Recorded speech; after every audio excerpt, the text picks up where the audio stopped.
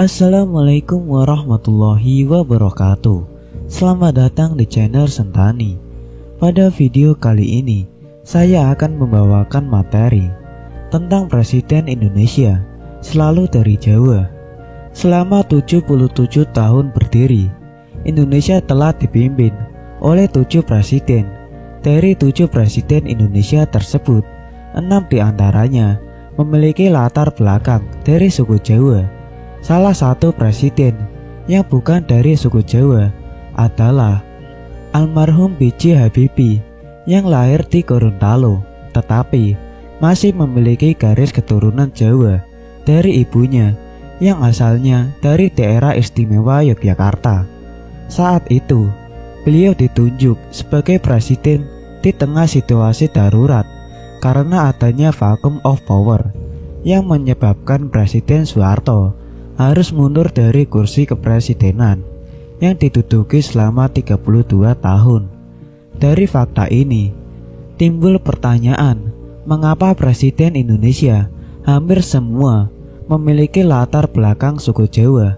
Yusuf Kala sempat berkelakar, mungkin butuh sekitar 100 tahun sejak Indonesia merdeka untuk memiliki presiden dari luar Jawa. Hal ini sejalan dengan pengalamannya yang kalah dalam 3 kali pilpres. Guru besar sosiolinguistik Universitas Islam Negeri Maulana Malik Ibrahim di Malang, Profesor Dr. Haji Mujia Raharjo, berpendapat permasalahan tentang perbedaan agama, suku, dan bahasa dalam memilih calon presiden di Indonesia adalah hal yang tidak relevan. Menurutnya, Indonesia adalah negara yang didirikan atas kesepakatan untuk bersatu di atas perbedaan etnis, bahasa, budaya, serta agama. Oleh sebab itu, menurutnya, dalam tulisan bertajuk "Haruskah Presiden Orang Jawa" yang diterbitkan di situs resmi UIN Malang, sosok presiden yang disebut harus dari suku Jawa adalah hal aneh. Apalagi dalam undang-undang tidak ada satu kata pun yang menyebut presiden harus dari suku Jawa. Dia berharap semestinya bangsa Indonesia lebih dewasa dalam menentukan calon pemimpin. Kriteria untuk menjadi presiden utamanya adalah sosok yang tepat, siapapun dia dan dari manapun asalnya, yang dapat memajukan negeri ini dan mampu menyelesaikan berbagai persoalan yang dihadapi, sehingga bangsa ini menjadi bangsa yang disegani di dunia internasional. Meskipun demikian, sampai saat ini, dominasi orang Jawa dalam pemerintahan masih sangat kuat. Berdasarkan kondisi data kependudukan, sekitar 60% penduduk Indonesia adalah orang Jawa. Jadi, tidak heran jika selama ini Presiden Indonesia selalu berasal dari suku Jawa, karena pemegang suara terbesar adalah orang Jawa. Selain itu, keterpilihan Presiden Indonesia dari suku Jawa ini juga dikaitkan dengan mitos tentang ramalan Jayabaya. Dalam ramalan itu, disebutkan bahwa ada sosok Ksatria Beningit dan Ratu Adil yang akan membawa tanah Jawa dan Indonesia secara keseluruhan pada kemajuan dengan kepemimpinan yang adil dan berjiwa kesatria. Dalam ramalan tersebut juga disebutkan bahwa sosok Ratu Adil dan Ksatria Beningit itu berasal dari keturunan kerajaan Majapahit yang lokasinya di Pulau Jawa. Meskipun hingga saat ini belum diketahui siapakah sosok sang Ratu Adil dan Ksatria Beningit tersebut, namun diyakini sosok tersebut bukan pasti berasal dari suku Jawa.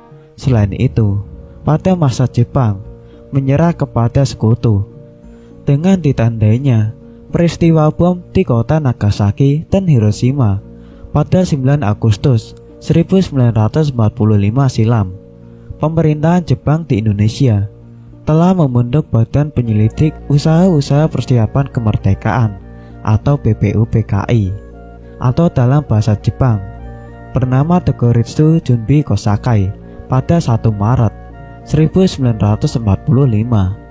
Badan ini dibentuk sebagai upaya pemerintah Jepang dalam membantu Indonesia dalam memperoleh kemerdekaannya. Badan ini beranggotakan 67 orang. Dari 67 orang tersebut, suku Jawa menjadi paling dominan. Dominasi suku Jawa ini sudah memegang kursi kepemimpinan, di mana PBU PKI ini diketuai oleh Dr.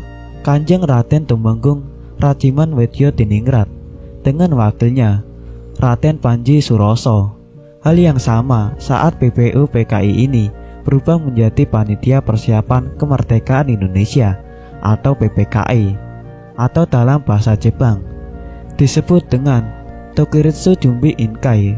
Dari 21 anggota, 12 berasal dari suku Jawa, 3 dari Sumatera, 2 dari Sulawesi, 1 orang dari Sunda Kecil atau sekarang disebut Nusa Tenggara, 1 orang dari Maluku, dan 1 orang beretnis Tionghoa. Dari jumlah ini, pengaruh suku Jawa dalam perjalanan menuju kemerdekaan dan perpolitikan tentunya lebih besar. Meskipun dasar yang digunakan adalah demokrasi, di mana suara terbanyak adalah sebuah kemufakatan, tapi tidak menekan kebebasan minoritas.